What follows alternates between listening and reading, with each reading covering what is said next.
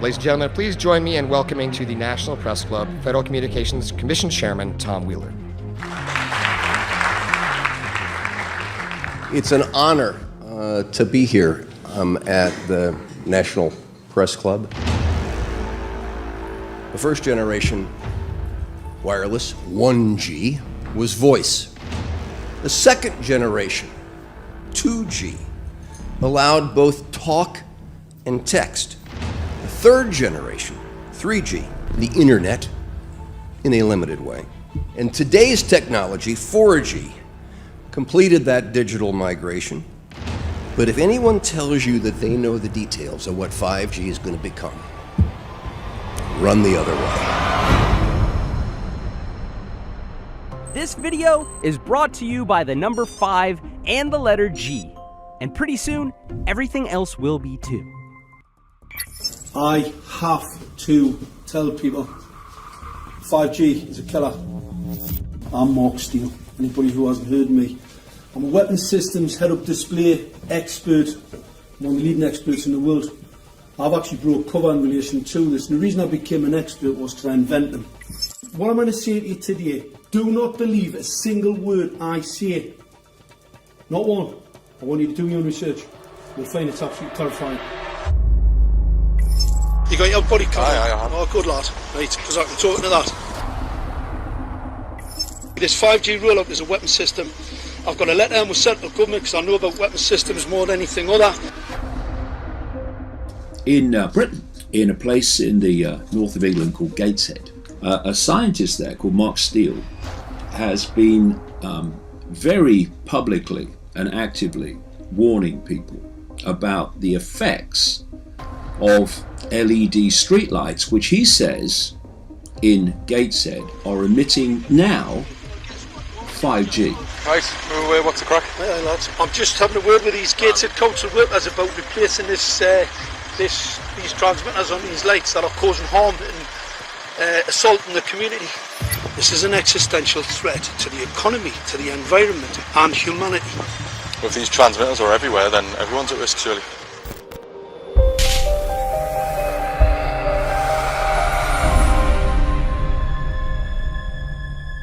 There's a lot of confusion about what 5G is. The G stands for generation. So you started off with the first transmitter system. Back in the 1980s. In the 80s, yeah. So you had 1G, then you had 2G. And as the generations moved on, you started to see more complex signal systems, cleverer pieces of antenna designs, etc., etc. So the whole thing became more data, quicker downloads, etc., etc. However, 5G is something completely different. Alright, let's get a breakdown. Let's tell the people what this really is. This is the 5G transmission device. That's a hell of a beast, that, isn't it? These are the uninsurable transmitters. Just get a good look at that, guys, because obviously I know there's quite a few experts who want to see more detail about the transmitters and the chipsets. Just have a good look, boys. This is the control management system masquerade. There's an antenna there, you see that? What is this phased array antenna here? What's that? This is for phased array, alright? As you'll see, it's got a driver, it's got some chip there. It's one chip. Look at the chipsets on this. This is your dystopian world. What did Gateshead Council say? I'll tell you what, I think we better send some of these educated fools back to school, or just send them to prison, whichever's the easiest. I think prison's probably better. Alright, that's 5G, guys. That's 5G hardware.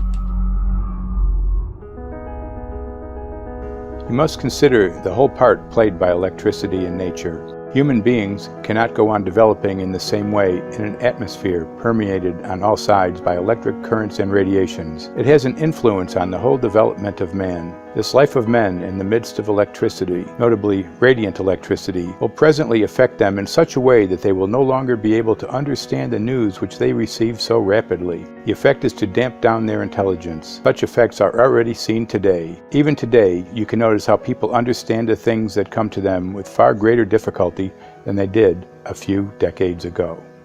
Rudolf Steiner, 1924. Rudolf Steiner noted that in 1924, since then our atmosphere has become far more permeated with electric waves of widely diverse types.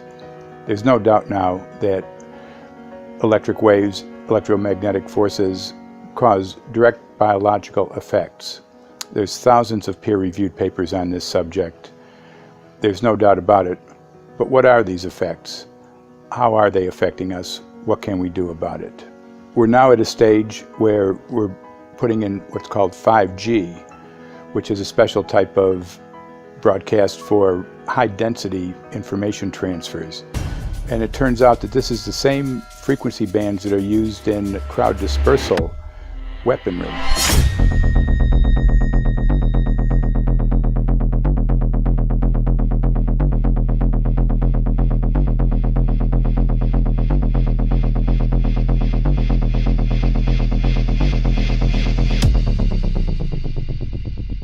5G, first and foremost, is densification. So it's significantly more transmitters in close proximity to a human, and it is also a sophisticated, illegal, unlawful transmitter. What I mean by that is it is a high gain dielectric lens antenna, and what that allows 5G transmitters to do is to 3D map its environment in your home.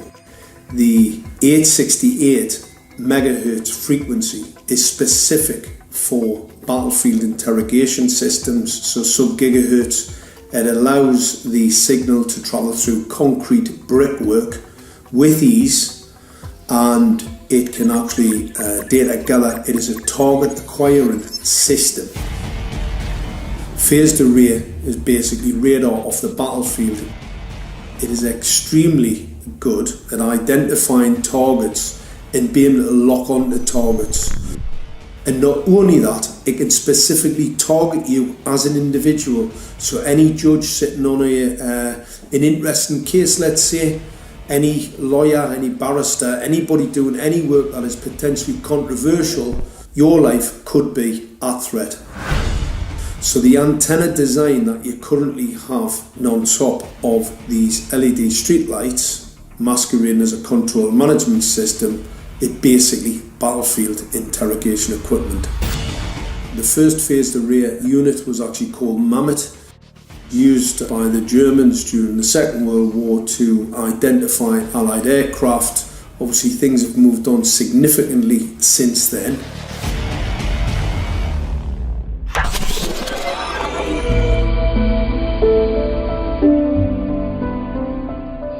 Well, I joined the Royal Navy in 1960, and I specialised in microwave warfare. Radar, obviously, which uses microwave, but they don't just teach you radar, they teach you all about microwaves and other uses. So I understood about microwave warfare and how it can damage people, how it can harm people. Microwaves then were used as weapons, as they are today. It is a perfect stealth weapon, and when governments don't like a group of people, for instance the ladies who protest at Greenham Common in England about the American missile base they camped, they were microwaved. We microwaved Catholics in Northern Ireland to make them sick. It goes on all over the world. And it's a weapon that you don't know you're being targeted, because the dose is very, very low, which is actually more dangerous than a high dose. It's very, very low, and it may take a year or two, but you can cause neurological damage and cancers with low-level microwaves, and you can make all your opponents sick. It's a perfect weapon for a government. Our impulses are being redirected. We are living in an artificially induced state of consciousness that resembles sleep. Their intention to rule rests with the annihilation of consciousness. We have been lulled into a trance. They have made us indifferent to ourselves, to others. We are focused only on our own gain. Please understand, they are safe as long as they are not discovered. Keep us asleep, keep us selfish, keep us sedated. Almost immediately, I had neighbours knocking on the door, talking about children bleeding from the nose. I had images posted on Facebook. And one neighbour in particular came to my door and mentioned the fact that since the LED street lighting had been installed, she was bleeding from the nose every single night. I thought it was unbelievable. However, I spoke to another neighbour who lived not far from the first lady who mentioned this, and she also confirmed that since the LED street lighting had been installed, she also had started to develop nosebleeds and had never had nosebleeds before in her life. That then put me on a journey to investigate. I measured microwave radiation levels from the transmitters on top of the LED streetlights. The basic 868 megahertz, it was significantly higher than the current Council of Europe 1815 resolution, which is a maximum of 600 millivolts. I've measured up to over 3,000 millivolts. 5 to 6 times higher than the guidelines. Significantly higher than the current Council of Europe 1815 resolution, which states that 200 millivolts should be the maximum. The Bioinitiative report states that it should be significantly less than that. So we've got the Council of Europe, that's, you know, the international criminal courts are stating that, you know, the learned judges have said that 200 millivolts, and I'm measuring in bedrooms in Gateshead, minimum 600 and up to 4,000. Does this mean that in 2020, 2021, when 5G is destined to roll out globally, that you're going to get those kind of readings everywhere all the time? Everywhere all the time. Worse than that? Worse than that. Yes, 5G will connect the Internet of everything. If something can be connected, it will be connected in a 5G world. Hundreds of billions of microchips connected in products from pill bottles to plant waterers, requiring massive deployment of small cells. We won't wait for the standards. Now, to make this work, the 5G build-out is going to be very infrastructure intensive. We must reject the notion that the 5G future will be the sole provenance of urban areas. The 5G revolution will touch all corners, and that's damn important. The interconnected world of the future will be the result of decisions we must make today.